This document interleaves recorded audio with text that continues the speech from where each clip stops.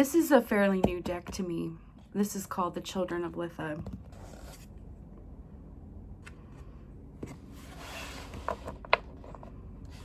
This is the Knight of Wands, and wands are associated with fire and passion and creative energy. And that's really exciting because as the knight charges in with that fiery passion into whatever endeavor they are moving towards, they bring a new life. They bring a new excitement. For the last 3 days, I have tirelessly focused on repotting my plants. Let me just tell you, it was honestly such a fun project over the last 3 days. I didn't really expect it to turn into a 3-day long repotting marathon necessarily.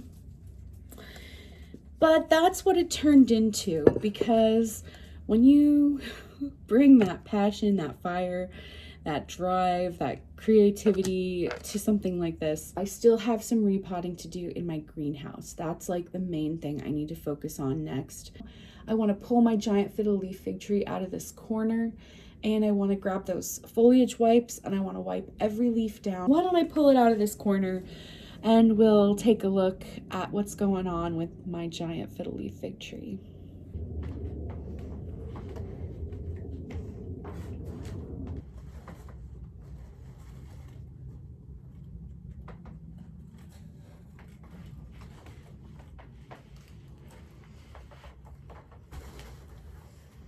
These are the Fantastic Foliage wipes. Oh, they smell really good. They smell like peppermint.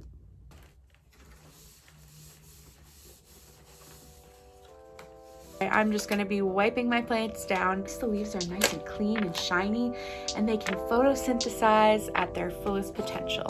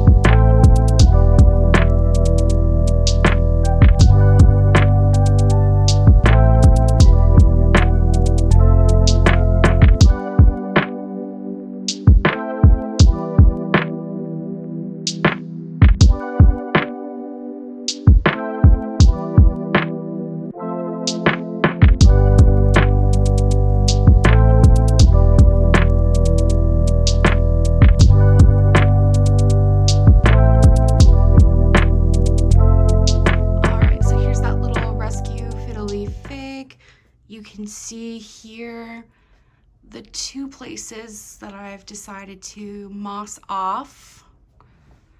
And let's jump into the technique.